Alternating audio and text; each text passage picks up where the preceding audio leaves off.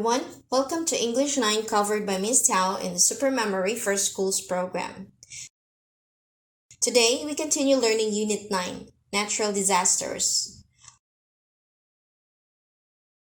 Lesson 3, Write and Language Focus.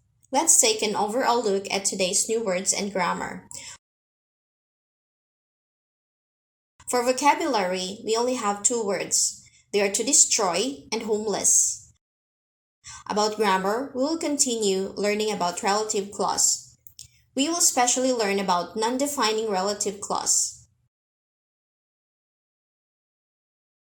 Next, we will differentiate between defining and non-defining relative clause.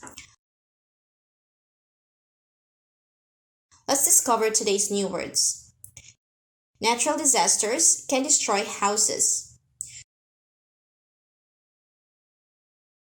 To destroy and make people homeless.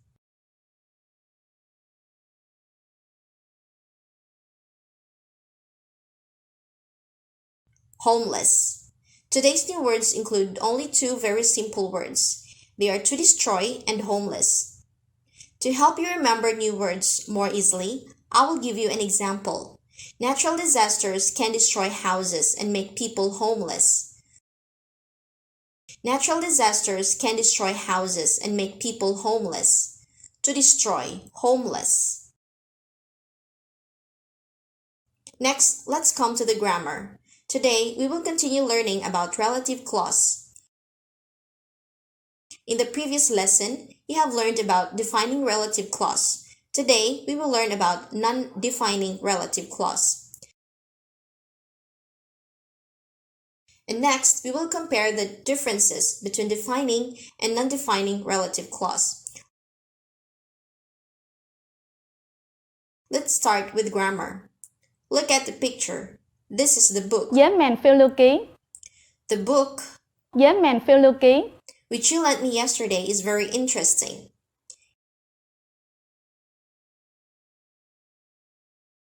In my example, which you lent me yesterday, as we have learned, is a relative clause.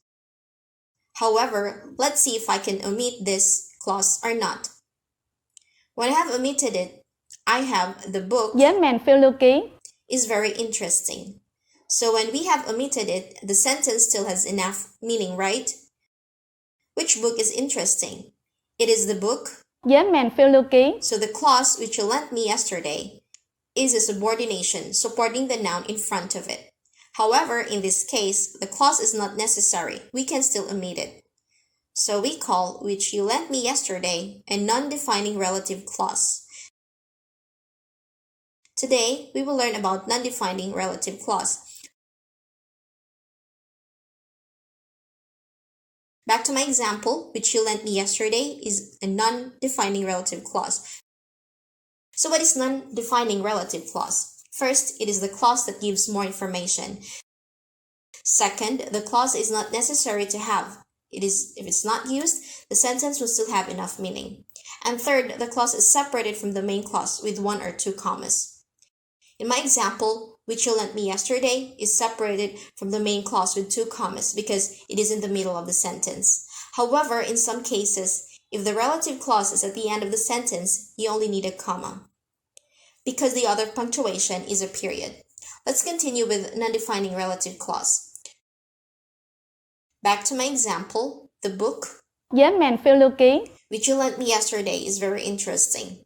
I use the relative pronoun which. Please notice that the relative pronouns who, whom, which cannot be omitted.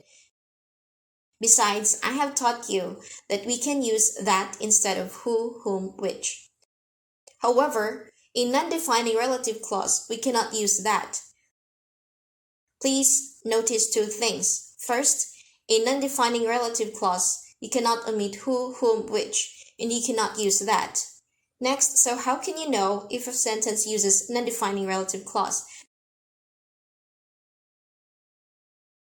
Very simple. You will look at the noun in front of the clause.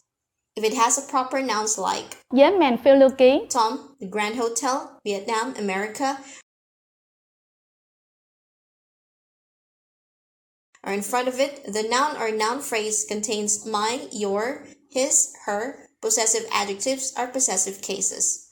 Or if in front of the clause the noun phrase contains this, that, these, those, the clause behind it will absolutely be a non-defining relative clause. Let's summarize the knowledge about non-defining relative clause. First, non-defining relative clause can be omitted. Second, there are commas to separate it. Third, you cannot omit pronouns who, whom, which. Fourth, you cannot use that, and especially in front of the non-defining relative clause. There are proper nouns or noun phrases containing my, your, his, or her, or this, that, these, those. Next, we will differentiate between defining relative clause and non-defining relative clause. To the right, I have defining. To the left, I have non-defining. Remember the following words: can, cannot, cannot. For the defining side, can, cannot means you can omit pronouns like who, whom, which. You can use that. But you cannot omit the whole clause and cannot use commas. In contrast, on the non-defining side, we have cannot, can, cannot omit who, whom, which. Cannot use that, can omit the whole relative clause, and finally, can contain commas. Let's revise today's lesson. About new words, we have to destroy and homeless. About grammar, we have learned about non-defining relative clause. Besides, we can also differentiate between defining and non-defining relative clause. Remember that on the defining side, can, cannot, and in contrast, on the non-defining side, cannot, can. Can and cannot do what? Let's revise it. On the defining side, we can omit who, whom, which, can use that, cannot omit the whole relative clause, cannot use commas. And in contrast, on the non-defining side, we cannot omit who, whom, which, cannot use that, can omit the whole relative clause, and can use commas. Our lesson ends here. I hope you will study well. See you in the next English lesson of Miss Tao in the Super Memory for Schools program. Goodbye and see you later.